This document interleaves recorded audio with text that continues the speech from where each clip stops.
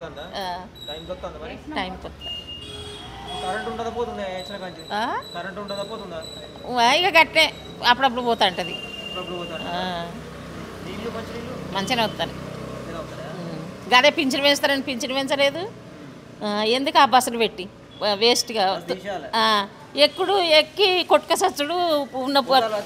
వేసి నేనైతే ఎడెక్కలేదమ్మా సీటునే అది ఎక్కలే రాదు బస్సే ఎక్కరాదు మా సొడ్డలకు అంత జనం కాదు 4000 వేస్తా అంటే ఉబ్బి వేసి గెలిపించారు ఇప్పుడు ఏం లేకుండా అయింది ఇంకేంది అదే పాప కేసీఆర్ పెంచిందే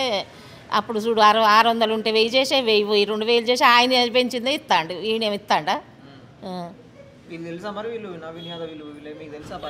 మాకేం తెలియదు